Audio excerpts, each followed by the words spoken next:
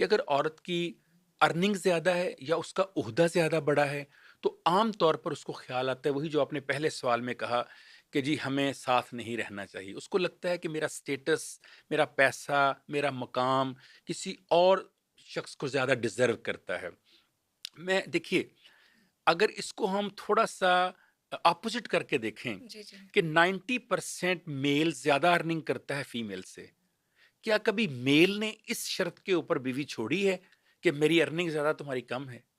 तो बीवी को भी सोचना चाहिए। बल्कि अगर आप देखें तो 64% हमारे यहाँ तो हाउस मेकर्स हैं, यानी घर में होती है ना खवातीन, राइट। मेल काम करते हैं।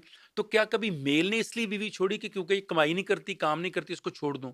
तो बड़ी अजीब-सी बात नहीं लगती कि एक फीमेल ये सोचे क्योंकि मेरी अर्निंग ज़्यादा है लिहाज़ा मैं इस ख़ावंद को छोड़ दूँ या इसको कुछ ना समझूँ। बल्कि मुझे वो प्रवीण शाकर का जुमला याद आता है जो उन्होंने खुशबू के दीवाचे में लिखा। उन्होंने लिखा कि रिज़्क़ की अंधी दौड़ में रिश्ते रिश्ते कितने पीछे रह जाते हैं। यानी जब आप रिस्क की दौड़ में लग जाते हैं कि पैसा ही सिर्फ कमाना है, जी। तो फिर उससे जो रिश्ते हैं ना आपके वो आप सैक्रिफाइस कर देते हैं, आप कॉम्प्रोमाइज़ कर देते हैं। तो यहाँ पर ये इश्यू आ रहा है कि अगर कोई औरत या लड़की ऐसा सोचती है, उसे सिर्फ ये सोच लेना चाहिए कि अगर तो ज़िंदगी सिर्फ पैसे से बनती है, तो बिल गेट्स की बीवी से छोड़ के कभी ना जाती। हाँ, राइट।